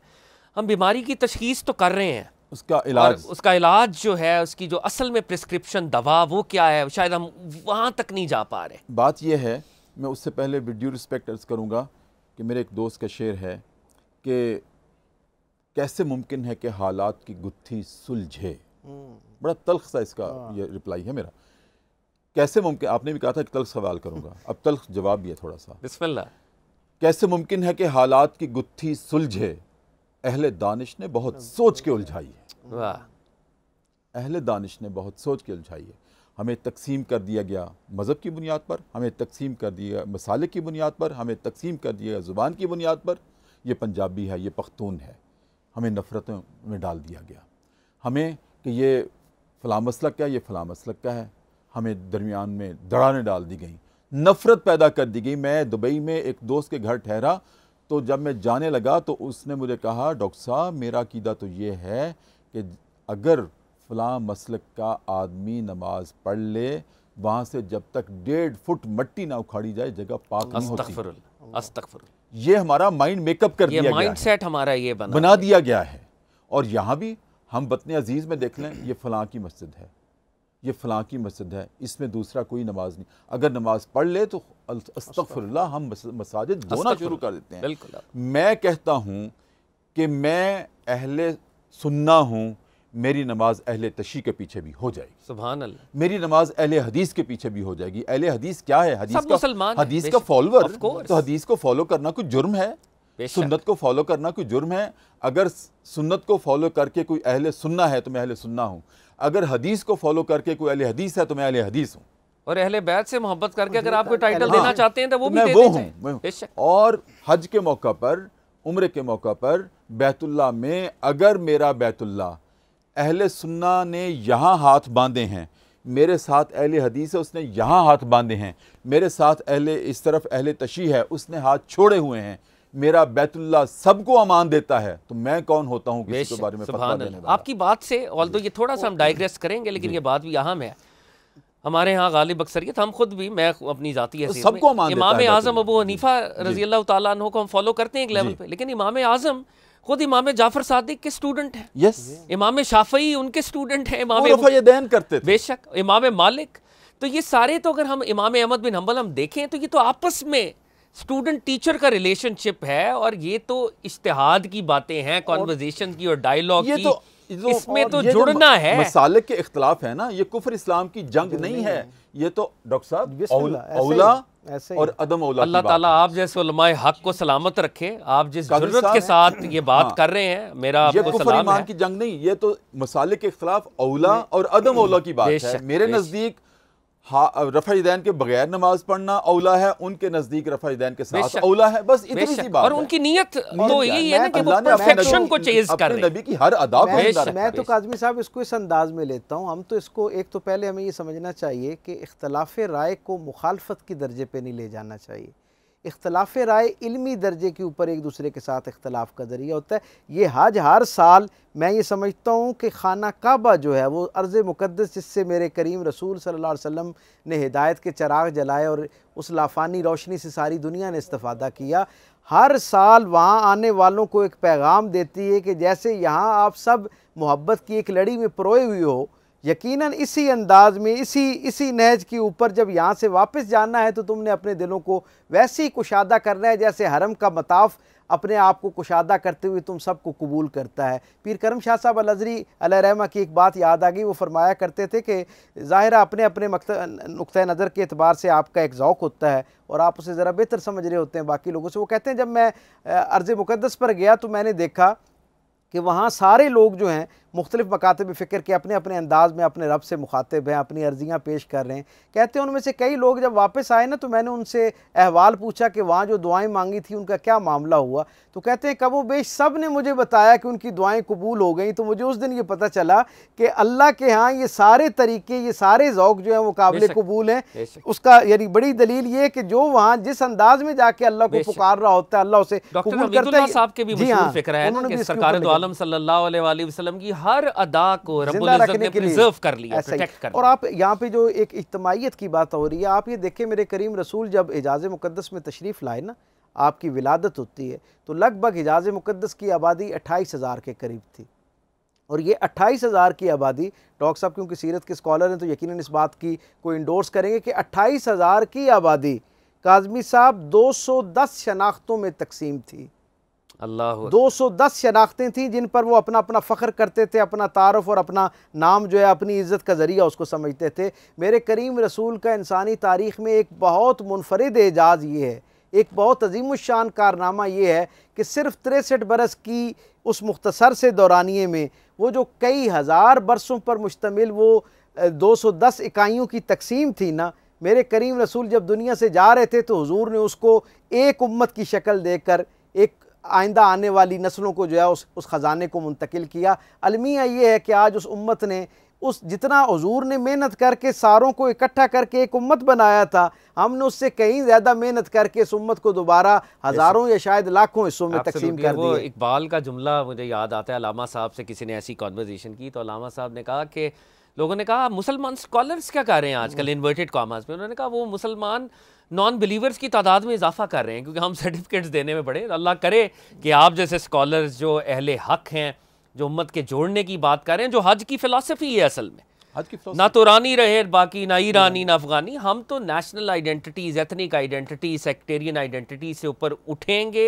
तो तब जाके वो जो हज की फ़िलासफ़ी है जो सरकार दो आलम सल्लल्लाहु अलैहि वसल्लम हमें सिखा रहे हैं, हम उस पर चलेंगे। अच्छा, अगर हम वापस हज के ही इसी सारे फ्रेमवर्क के ऊपर वापस आएँ, प्रॉफिट सल्लल्लाहु अलैहि वसल्लम का हज और ऑफ कोर्स हिज्जतुल विदा की जैसे हमने बात इशारतन की भी, अगर हम सीरत में देखें कि जनाब अबू बकर सिद्दीक़ रज़ी अल्लाह ताला अन्हु को पहले अमीर हज बनाया, फिर हज़रत अली उल मुर्तज़ा को आया बिरात देकर भेजा, तो वो क्लेंज किया गया मक्के को कि प्रॉफिट सल्लल्लाहु अलैहि वसल्लम ने आना है। लेकिन आका अलैहिस्सलातु वस्सलाम का प्रोटोकॉल के 1 साल पहले जो हज हुआ है वो फ़ाइनल ऐलानात किए गए हैं, वहाँ पर फ़ाइनल वो जो पाबंदियाँ हैं, वो जो सेक्रेड नेचर है उस इलाके की, उसको बहाल किया गया। सरकार दो आलम सल्लल्लाहु अलैहि वसल्लम हज के लिए आते हैं और वो सारा मामला, तो आका ने ज़िंदगी में एक ही हज किया। I think this is very important, we need to emphasize on this. आका अलैहिस्सलातु वस्सलाम जो कि फ़तह मक्का हो चुकी है, मक्कन विक्ट्री है, और भी हज कर सकते थे, लेकिन ज़ाहिरी तौर पर एक हज आका ने किया। तो आका अलैहिस्सलाम का एक हज फरमाना, इसके पीछे डॉक्टर साहब क्या हिकमत है? आपके जवाब से पहले डॉक्टर साहब ने एक बात की थी कि नबी करीम सल्लल्लाहु अलैहि वसल्लम ने अपने 63 साला ज़िंदगी में देखें वो सब कुछ कर दिखाया जो तमाम अंबिया की बेशक मिशन था, उसको तकमील दे दी। और अब मैं कहूँगा डॉक्टर साहब की बात को इंडोर्स करते हुए कि अब ज़माना 63,000 करवटें ले ले, नबी मोहतशम के 63 सालों से बाहर नहीं जा सकता। बेशक बेशक बेशक। अब आता हूँ आपके सवाल को। देखें, कुरान करीम में जो हज की फ़र्जियत की आयत है ना, वो क्या है? वो ये है, वलिल्लाहि अलन्नासि हिज्जुल बैति मन इस्तता इलैहि सबीला वमन कफरा फ़इन्नल्लाहा गनियुन अनिल आलमीन। आपके सवाल का जवाब है कि नबी करीम सल्लल्लाहु अलैहि वसल्लम ने एक हज किया, ज़्यादा भी कर सकते थे। बात उम्मत की थी, नहीं हमारे लिए बात उम्मत की थी। रोल मॉडल एक आम अल्लामा से ही किसी दरवेश ने पूछा था ना, आपने अल्लामा की माशाल्लाह मुझे लगता है आप खासी स्टडी है और आपका एरिया ऑफ इंटरेस्ट है अल्लामा, तो अल्लामा से ही, हाँ जी जी, अल्लामा से ही किसी ने दरवेश ने पूछा था ना कि आपके नबी मेराज पे गए, अल्लाह के इतने करीब हो गए, इतने करीब हो गए कि एक बालिश का फ़ैसला रह गया और वो वापस आ गए। मैं जाता तो उस रब से कभी वापस ना आता। ये reconstruction of Yes. Religious thought in जी। इस्लाम का तो जुमला है। क्या अब्दुल जवाब कदूस था? गंगोह का जुमला था कि वो अपनी कि मैं ज़ात, जाता तो कभी हाँ, वापस वो ना अपनी आता। ज़ात के लिए नहीं गए थे, अगर वापस आए हैं तो अपनी उम्मत के लिए वापस आए हैं। हाँ, Muhammad of Arabia ascended the highest heavens and returned. And return.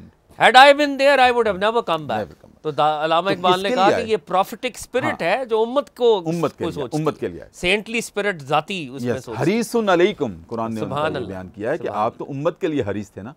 अब उम्मत के लिए हज सिर्फ मनासिक का नाम नहीं है, इसमें मुआशी पहलू है, इसमें सोशल कॉन्ट्रैक्ट है, इसमें इबादत का पहलू है, इसमें खुशियत का पहलू है, तमाम एक फुल पैकेज है अल्लाह की रज़ा का। अब सबसे जो इंसानी ज़िंदगी को मजबूत करता है वो कौन सा पहलू है? मईशत का। हमने कभी गौर नहीं किया इस आयत पर। देखिए काजी साहब, जहाँ अल्लाह रब्बुल इज़्ज़त ने यह फरमाया ना, वलिल्लाहि अलन्नासी हिज्जुल बैत, लोगो ये मेरा तुम पर हक है। वलिल्लाहि अलन्नास, अल्लाह के लिए हक है, अलन्नास तुम लोगों पर, क्या? मनिस्तत वलिल्लाहि अलन्नासी हिज्जुल बैत, में वो मेरे घर का हज करे। मनिस्तता इलैहि सबीला, जो उस घर तक जाने की इस्तिताअत रखता हो। अब यहाँ पर एक सवाल पैदा होता है, जो इस्तिताअत नहीं रखते, गरीब फकीर, क्या वो ना करें? वो बिलकते ही मर जाएं?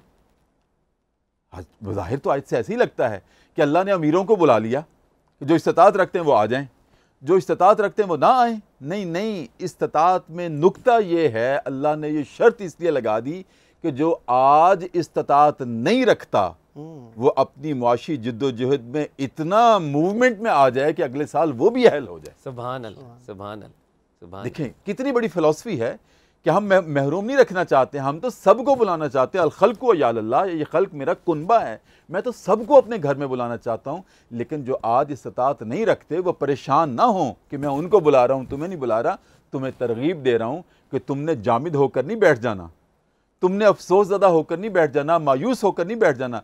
तुमने मुआशी जिद्दोजहद में इतना अपने आप को सर्वाइव करना, इतना मजबूत कर लेना है कि आइंदा साल तुम भी अहल हो जाओ, तुम भी इस्तिताअत वाले हो जाओ और तुम भी आ जाना। मैं सबको लाना चाहता हूँ, मैं अमीर और गरीब सबको लाना चाहता हूँ। लेकिन ये जैसे डॉक्टर साहब आप भी फरमा रहे हैं, आपकी तरफ आता हूँ कि सरकार दो आलम सल्लल्लाहु अलैहि वसल्लम का एक दफ़ा हज फरमाना उन मुसलमानों के लिए एक प्रेसिडेंट है, सहूलत है, जो आज नहीं, जो आज नहीं है, और वो कल अगर आका अलैहिस्सलातु वस्सलाम ज्यादा हज फरमाते तो फिर वो सुन्नत बन जाती है और लोगों के लिए शायद मुश्किल हो जाती है। हाँ जी, विद ड्यू रिस्पेक्ट, नबी करीम से किसी ने पूछा, या रसूलल्लाह तहज्जुद हमारे लिए भी फर्ज है? अल्लाह, आप खामोश रहें। अल्लाह, ये इस बात सवाल का जवाब है, हमारे लिए भी फर्ज है, आप खामोश रहें। फिर पूछा, या रसूलल्लाह मैं पूछ रहा हूँ हमारे लिए भी फर्ज है? फिर खामोश रहे। तीसरी मरतबा पूछा तो नबी करीम सल्लल्लाहु अलैहि वसल्लम ने फरमाया, अगर मैं हाँ कह दूं तो तुम पर फर्ज हो जाएगी, मेरी खामोशी पर क्यों नहीं इक्तफा कर? वाह वाह वाह, सुभान अल्लाह। बिकॉज प्रॉफिट सल्लल्लाहु अलैहि वसल्लम हिमसेल्फ इज द मीडियम। उनकी हाँ और उनकी ना ही तो हमारे मजहब के डूज और डोंट्स। ये कायनात का इकलौता रसूल है जिसका बोलना भी वही है, जिसका खामोश रहना भी वही है, जिसका मुस्कुराना भी वही है, जिसका जलाल फरमाना भी वही है। और आप ही की सारे का सारा दीन है। और जैसा डॉक्टर साहब ने क्या खूबसूरत कहा कि ये जो मेरे रसूल सल्लल्लाहु अलैहि वसल्लम की तरफ से कुछ चीज़ों को मुतय्यन किया जाता है, कभी अपने फरमान से, कभी अपने अमल से, हकीकत में इसके अंदर आसानियों के न जाने कितने जहान ऐसे आबाद हैं जो रहती दुनिया के सारे इंसानों के लिए एक रोशनी और खैर का ज़रिया बनते हैं। मेरे रसूल, जैसे आपने फरमाया फ़तह मक्का 8 हिजरी में हो रही है, उसके बाद 3 बरस तो मुकम्मल, 3 तो हज के बाज़ाब्ता मवाक़े रसूलुल्लाह सल्लल्लाहु अलैहि वसल्लम के पास थे ना। और वो रियासत मदीना कह लें या स्टेट जो थी, इस्लामिक स्टेट का हिस्सा था उस वक्त मक्का। रसूलुल्लाह सल्लल्लाहु अलैहि वसल्लम एक बादशाह के नबी के तौर पे तो हैं ही हैं, एक बादशाह या सरबराह मुमलिकत के तौर पे भी आप जा सकते थे। लेकिन मेरे करीम रसूल ने एक मरतबा जाने पे इक्तफा इसलिए किया कि मेरे करीम रसूल को अंदाज़ा था कि मेरी उम्मत में बहुत से लोग ऐसे आने हैं जिनके दिल तो इस काबे के साथ जुड़े होने हैं, लेकिन उनके असबाब उस तरह के नहीं होने कि जिससे वो वहाँ पहुँच सकें। बार बार उनके लिए ज़ियारत के लिए आना, उस मुशक्क़त से माली तौर पे, जिस्मानी तौर पर, सफ़र के एतबार से उस सारी मुशक्क़त से गुज़रना आसान नहीं था। इसलिए मेरे करीम रसूल ने एक हज की मिसाल कायम करके उन सब के लिए एक कुशादगी का रास्ता जो है वो छोड़ दिया, ताकि लोग उस रास्ते से जो है अपनी ज़िंदगी के अंदर हज की बरकत जो है उसको शामिल कर सकें।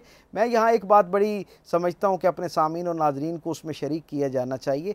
हज जो है बुनियादी तौर पे अल्लाह के साथ ये जो हज के अजर के बारे में रसूलुल्लाह सल्लल्लाहु अलैहि वसल्लम ने फरमाया है ना कि इसका मबरूक हज जो है उसका अल्लाह के यहाँ यानी सारे गुनाहों की तलाफ़ी के एवज़ और कोई अजर नहीं है। यानी ये इतना अजीम शान है कि जन्नत से कम इसका कोई अजर नहीं। बेशक ये इतनी अजीम शान इबादत है, न्यू बॉर्न बेबी जो है उस तरह का है। इसके पीछे यानी जितनी ये अजीम शान अजर की बशारत है ना, मैं समझता हूँ ये बशारत अपने अंदर एक अजीम शान किस्म का वादा जो है उसका तकाजा भी रखती है।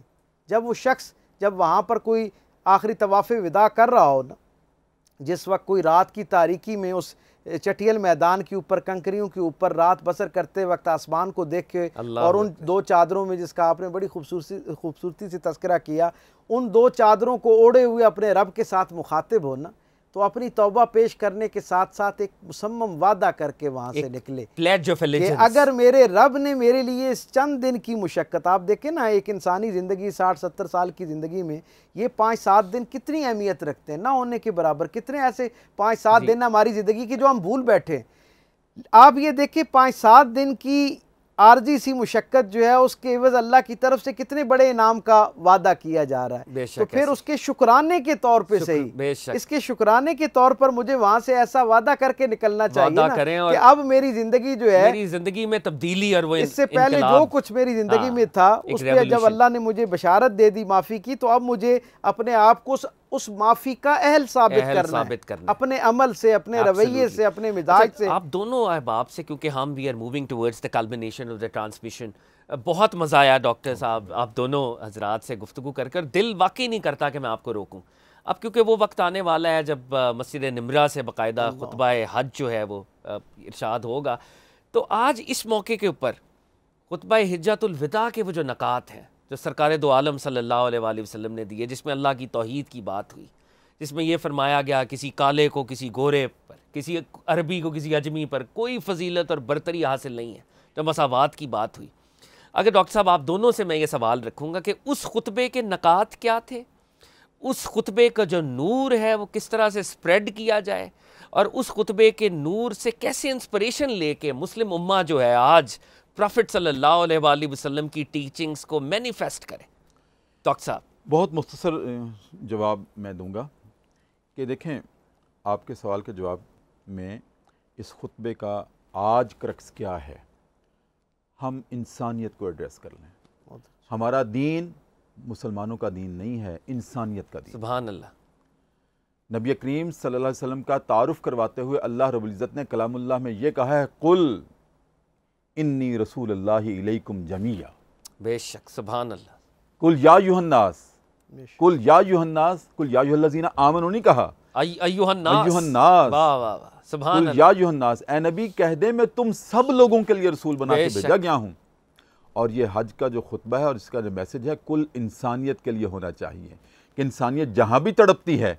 देखिए, इंसानी बुनियादी हुकूक, खुतबा हज्जतुल विदा का जो पैगाम है, इंसानी बुनियादी हुकूक, और इंसानी बुनियादी हुकूक क्या तकाजा करते हैं। देखें, रोटी कपड़ा मकान ये किसी सियासी जमात का नारा नहीं है, ये फितरत का नारा है, फितरत का स्लोगन है। क्या कि आज अगर एक मुसलमान भूखा है तो उसको भी खाना मिलना चाहिए, और अगर गैर मुस्लिम भूखा है तो उसको भी मिलना चाहिए। अगर मुसलमान बरहना तन है उसके तन पर भी कपड़ा होना चाहिए, गैर मुस्लिम बरहना तन है उस पर भी कपड़ा होना चाहिए। मतलब ये रीडिस्ट्रीब्यूशन ऑफ वेल्थ का जो सवाल है, हाँ, इंसानियत का सबसे बड़ा सवाल जी, और इसको इस्लाम एड्रेस कर रहा है, 1400 साल से कर रहा है। आज हमें दोबारा एड्रेस करने की जरूरत है, और इंसानियत को गले लगाने की जरूरत है, इंसानियत के साथ मोहब्बत करने की जरूरत है। बेशक उसको कोई माने। देखें, अल्लाह तो वो है कि एक मुशरिक था, वो 40 बरस अपने बुत को सामने बिठाकर या सनम या सनम या सनम पुकारता रहा। एक दिन जुबान लुढ़क गई, या सनम की बजाय या समद निकल गया, फौरन कानों की समातों से आवाज़ टकराई, बता मेरे बंदे क्या चाहता है। अच्छा डॉक्टर साहब, इसी बात को हम आगे लेके चलें। अगर आप भी ये खुतबा हिज्जतुल विदा और आजकल के जो इश्यूज़ हैं, जैसे डॉक्टर साहब कह रहे हैं it is a charter for humanity, और हमने जो रीडिस्ट्रीब्यूशन ऑफ वेल्थ और ह्यूमैनिटी के जो कोर इश्यूज हैं उनको एड्रेस करना है, तो आप खुतबे को कैसे देखते हैं जो प्रॉफिट सल्लल्लाहु अलैहि वसल्लम ने इरशाद फरमाया? मैं ये समझता हूँ काज़मी साहब के आज यूनाइटेड नेशन की तरफ से उस चार्टर के अंदर रसूल रहमत सल्लल्लाहु अलैहि वसल्लम के खुतबे का इतना बड़ा हिस्सा शामिल किया जाना, इतना नुमाया हिस्सा शामिल करना, इस बात की दलालत है कि दुनिया की इज्तिमाई दानिश रिसालत वाब सल्लल्लाहु अलैहि वसल्लम के लाए हुए उस नूर के सामने हाथ बांधे हुए खड़ी है।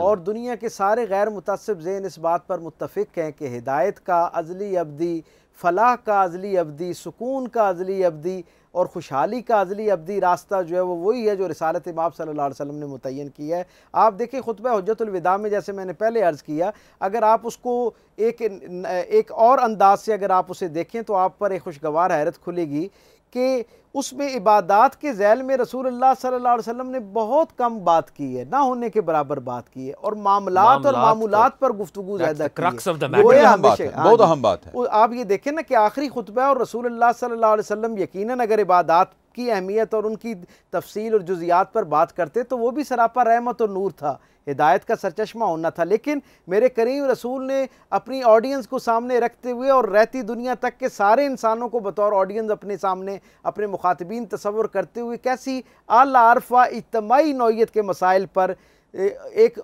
रुझान साज और उसूल मुरतब करने वाली हिदायत जो है वो हमारे लिए छोड़ी। और इससे एक अगला दर्जा आप देखें, मैं समझता हूँ इस पर भी बात होनी चाहिए।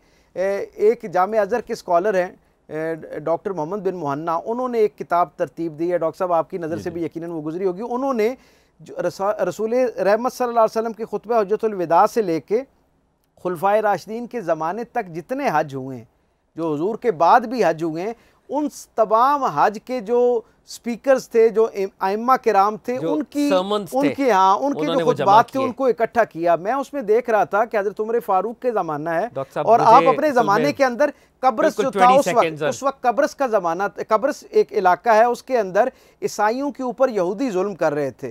तो हज़रत उमर फारूक ने उस जो खालिस मुसलमानों की इबादत है उसके अंदर उसकी मज़म्मत की है उस खुतबे के अंदर। यानी क्या खूबसूरत बात है कि एक बैनुल अक़वामी सतह पर पूरी इंसानियत को जो है उसके मसाइल को वहाँ बयान किया जाता था। बहुत शुक्रिया आप तशरीफ़ लाए, आप दोनों, अब आपका बहुत शुक्रिया। कतई तौर पे आपको रोकने का दिल नहीं कर रहा था, वक्त ज़रा महदूद है। अभी आज अलिफ टेलीविज़न के प्लेटफॉर्म पर हज की ये लाइव स्पेशल ट्रांसमिशन मुनक्किद की गई। हम दुआ करते हैं आज जो हमने नकात यहाँ पे सीखे अपने स्कॉलर्स के साथ, अल्लाह ताला हम सबको सरकार मदीना सल्लल्लाहु अलैहि वसल्लम के उसवे का नूर हमारे रूह और हमारे वजूद में मुंतकिल करे। आका अलैहिस्सलातु वस्सलाम जिस तरह से अपनी उम्मत को और एक मुसलमान को मुसलमान देखना चाहते हैं, वो इस्लाम हमारे रूह और हमारे वजूद का पार्ट बने। और हज बैतुल्लाह की सादत आज जो लाखों हुज्जाज जो हैं वो हासिल कर रहे हैं, इस हज के सदक़े उम्मत मुस्लिमा पर खैर और फ़ज़ल और बरकत का नज़ूल हो, ख़ास तौर पे मुल्क पाकिस्तान पर खैर बरकत का नज़ूल हो। और जहाँ जहाँ पर मजबूर इंसानियत है, मखहूर इंसानियत है, जहाँ पे जुल्म व सितम और जौर हो रहा है, वहाँ पर मज़लूम इंसानियत का रब्बुल इज़्ज़त हामी हो और रब्बुल इज़्ज़त अपनी मदद फरमाए। और ख़ास तौर पे हम दुआ गो हैं अलिफ टेलीविज़न के प्लेटफॉर्म के लिए। अलिफ टेलीविज़न की आज पहली लाइव ट्रांसमिशन थी, ये हज की ट्रांसमिशन है। आज बाज़ाब्ता तौर पर हज के मौके के ऊपर ये लाइव इमेजेस और ये लाइव ट्रांसमिशन की गई। अल्लाह ताला अलिफ के प्लेटफॉर्म पर अपनी खुसूसी बरकत और खुसूसी फ़ज़ल का मामला करे। व्यूअर्स कीप वॉचिंग अलिफ television and do remember us in your prayers. It's your host Fahd Ali Kazmi signing off.